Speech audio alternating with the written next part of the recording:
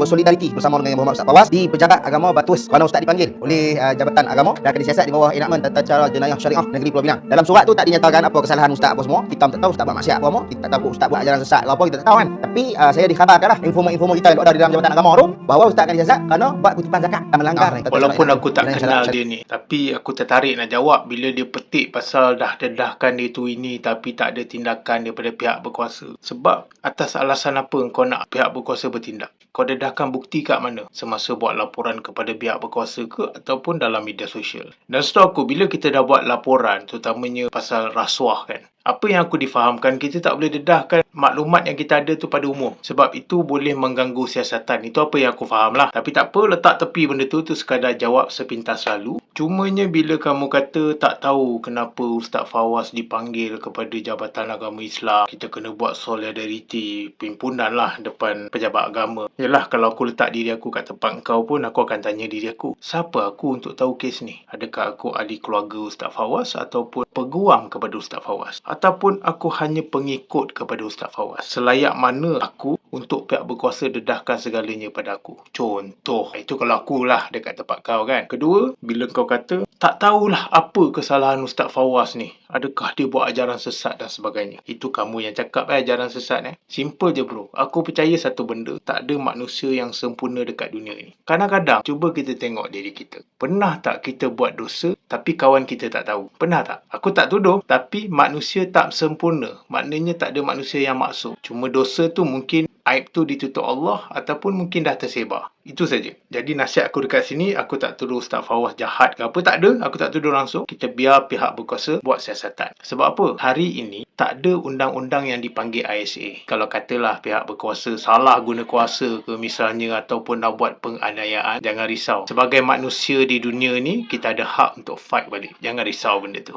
And then bila kamu kata ada pendedahan daripada orang dalam lah, ini lebih kurang kabel lah kata kan, dalam pejabat agama kan, tak dinafikan lah. Mungkin benda tu betul. Contoh macam aku dulu pernah kerja bank kan. Dalam bank ada banyak jawatan. Contoh katakan cerita pasal akaun. Mungkin yang tahu lebih detail tentang akaun tu adalah accountant dalam bank. Tapi contoh orang yang mungkin bekerja sebagai counter bank ataupun mungkin security guard dalam bank, ia mungkin tak tahu kes yang sebenar. Mungkinlah. Itu pendapat aku kan. Yalah, kadang-kadang kita tak boleh rasa kita seorang je betul. Mungkin bila kita terlalu marah, emosi menguasai diri sampai kita terlupa kita ni siapa. Siapa kita untuk pihak berkuasa call ataupun bagi tahu kenapa Ustaz Fawaz dipanggil? Siapa kita? Itu soalannya. Simple je. Berani kerana benar. Pergi saja. Jawab. Kalau betul lah katanya bersih ataupun suci murni, jawab saja. Jangan takut. Ingat pesanan aku lagi sekali, manusia tak sempurna. Kita pun ada dosa. Cuma mungkin kawan kita sendiri tak tahu dosa kita. Contoh.